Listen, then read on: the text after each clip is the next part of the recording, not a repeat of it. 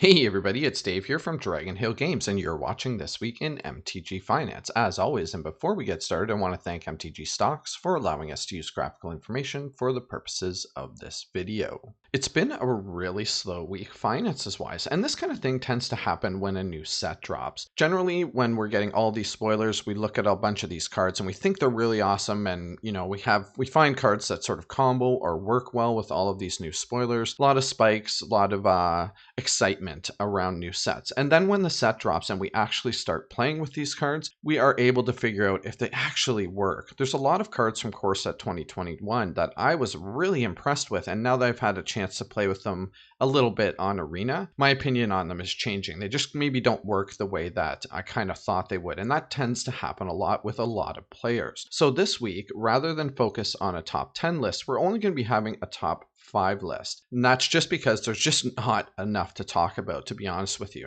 But there is a bunch of stuff that I do want to talk about outside of the list that is really of note this week. And we're going to start right here with Army of Allah. I more or less just wanted to talk about Army of Allah from an interest standpoint. Now, this card is financially interesting in the sense that over the course of the last 3 weeks or a month or so, we've gone from being like a $7, $8 card to an all-time high of $128 on June 15th, but still sitting around the $100 mark. So pretty crazy run for this card. Now, if you remember back on June 10th, so a few weeks back, Wizards decided to remove a bunch of cards from Magic the Gathering because of racist depictions in those cards. And namely, the big one was Invoke Prejudice. I mean, that's the one that everybody was kind of talking about. That one had particular images of people in hooded sort of cloaks. So there was a lot of sort of throwback to that whole racist kind of KKK type feel to the card, even though I don't think really that was the intention of the card, but it definitely looks and feels that way, especially if you look at it in today's context with everything going on in the world. Now, I'm not really going to weigh in on the idea of racism in Magic the Gathering and that type of thing. I think that would be a topic for another video and something that would need a lot more conversation than I'm willing to put in a This Week in MTG Finance. That said, Army of Allah, although it wasn't on the list of cards that was removed from Magic the Gathering, definitely sort of has that kind of feel to it. It's got that sort of political, almost religious type Army of Allah. It's even in the name kind of feel to it, right? So I think a lot of the reason why this card is moving so much is because people are speculating that at some point down the road, this card itself would be removed from the game.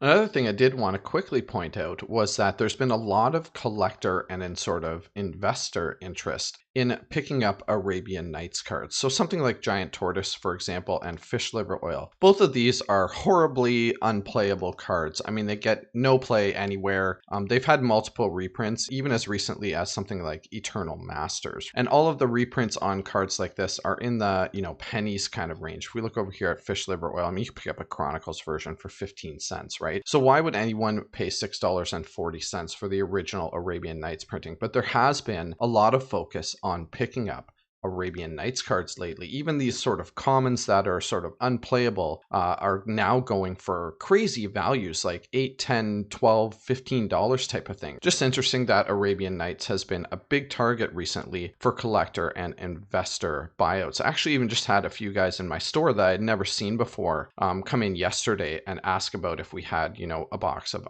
Arabian Nights commons kind of kicking around. So definitely some reason why investors and collectors are focusing on this set in particular. All right, let's dive right into our top 5 list this week, and we're going to start right here with Goblin Sharpshooter from Onslaught, currently valued at an all-time high of $9.62. So goblins are getting a lot of interest, especially in Commander and even Modern right now because of a card from Core Set 2021, and that would be Conspicuous Snoop. Now, Goblin Sharpshooter hasn't had a real reprint in a long time. I mean, we had a Commander 2013 printing, but then we had a Secret Lair drop series printing. Now, Secret Lairs don't inject a whole bunch of supply really into the market. Generally, people that purchase Secret Lairs are purchasing it for their own private reasons. They want to have sort of the alt art Secret Lair version for their private collections. Now, as I mentioned, goblins in general are getting a lot of interest right now because of Conspicuous Snoop. So Conspicuous Snoop gives us, modern combos that can win as early as turn 3, but there's been a lot of sort of focus and a lot of new attention going back into decks for Commander like Kranko, and Goblin Sharpshooter slots really well into a deck like that. This card's been on the rise for a while, and that's just because we haven't seen a real reprint. And with all of this new attention around goblins and Krenko in Commander, it's no wonder that we're seeing cards like Goblin Sharpshooter on the rise this week.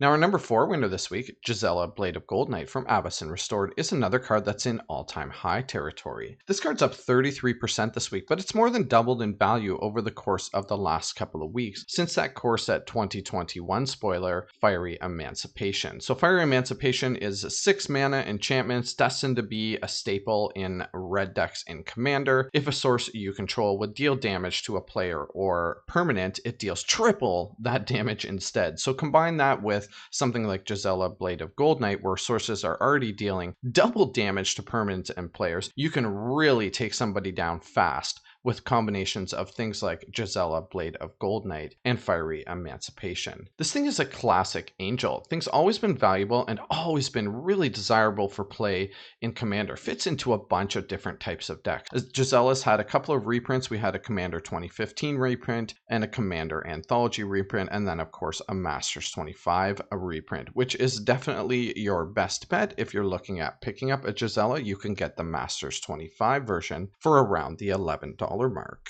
All right, moving along to our number 3 winner, we have another card that's in brand new all-time high territory. So that would be Heartwood Storyteller from Future Sight. And this thing's up 35% this week. I did a lot of digging. I couldn't really find too much about why this card might be moving. So if you know, why don't you let me know in the comments section below. Now, there is a couple of EDH Rec articles on Heartwood Storyteller, most recently comparing it to Mangara the Diplomat from Core Set 2021. Heartwood Storyteller is just a good value card, and it can be almost like a tax in certain decks. So I did a deck tech on Xyrus the Writhing Storm, and I'll put that up here in the top right if that's something that you might be interested in checking out. Heartwood Storyteller is a natural fit for that deck. It makes your opponents make a choice. So whenever a player plays a non-creature spell, each of that player's opponents may draw a card. Now, if you have your commander in play, if you're playing Xyrus, you're forcing them to make a decision.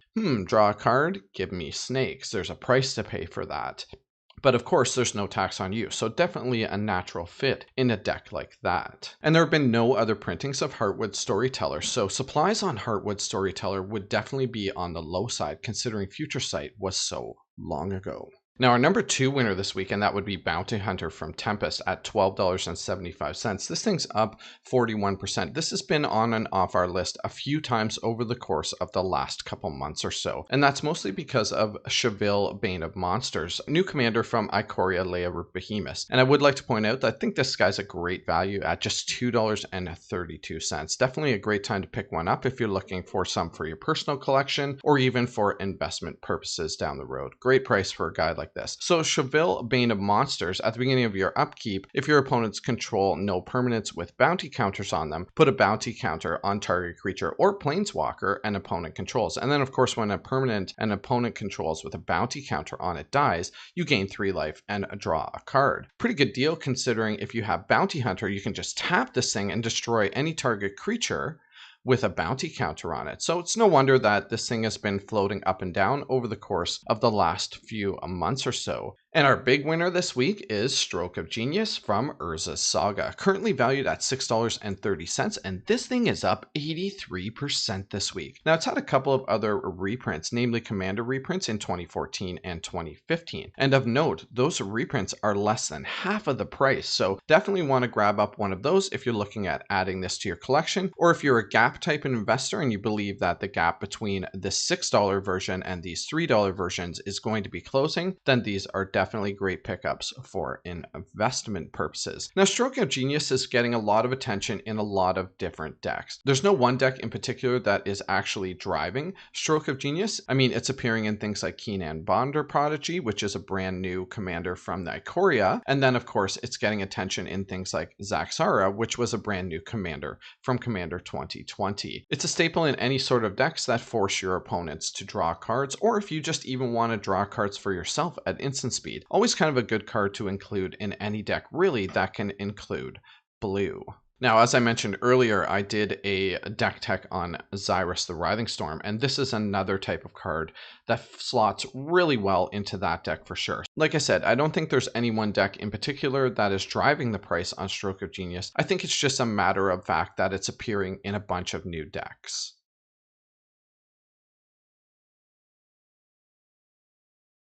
All right, so before I get into cards I'm investing in this week, as always, if you're a subscriber, you know I want to thank you for being here. I really appreciate your support. And if not, now's a great time to go ahead and hit that subscribe button. I post at least 2 videos every week. Now, if you're interested in supporting this channel, I put an Amazon link in the description of this video. And whether you need to buy a steering wheel cover for your sweet ride, or you want to buy an awesome playmat you just can't find in your local game store, using that link will greatly help me out.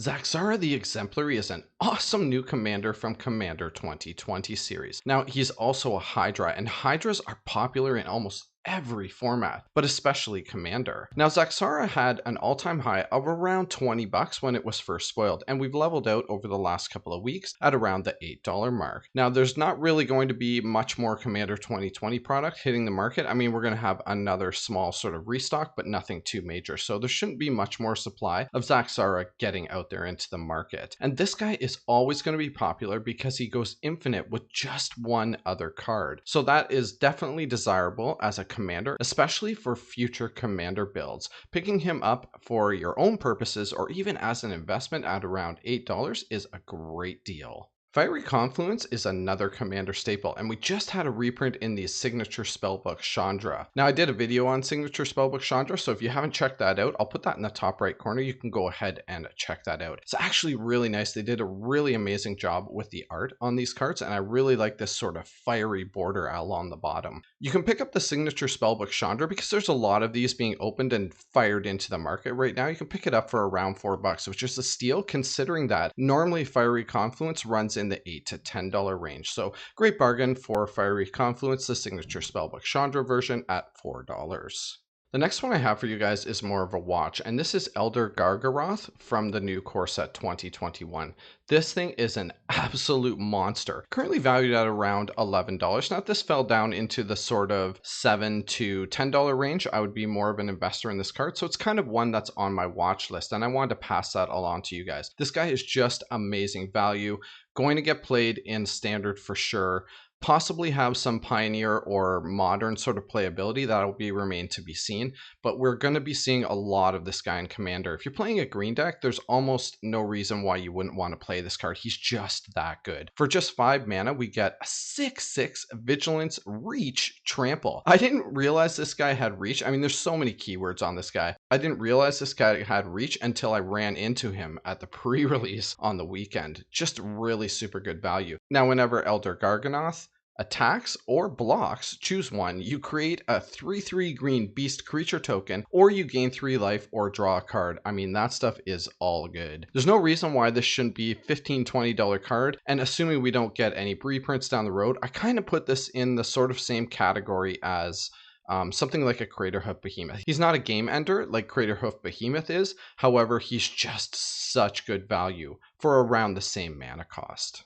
And last but not least, we have our speculation play for the week. That's right, it's Glinthorn Buccaneer from Core Set 2020. Currently valued at 90 cents, and this thing slots amazingly well into any sort of wheels type commander deck. It's right in the right colors. It's red, of course. So if you're playing wheels, you're definitely going to be playing red. Now, Glinthorn Buccaneer is a 3 mana cost Minotaur Pirate, so it's got the Minotaur and Pirate thing going for it as well. It's a 2/4 with haste. Now, whenever you discard a card, Glinthorn Buccaneer deals 1 damage to each opponent. So super good, like I mentioned, in wheel stacks in Commander. You're just going to wheel, be discarding a bunch of cards, and just blasting your opponent's faces off while you're doing that. And then, of course, you can pay 2 mana, discard a card, and draw a card. You activate this ability only if Glinthorn Buccaneer is attacking. Super good card. I think it's got a lot of Commander potential for the future, and that is our speculation play for the week. All right, I really hope you guys enjoyed watching this week in MTG Finance. If you're one of the many new subscribers that has joined this channel over the course of the last couple of weeks, welcome to the channel. It's really awesome to have you here. And if you like this video, go ahead and smash that like button. It really helps me out, and we'll see you again soon. Bye for now.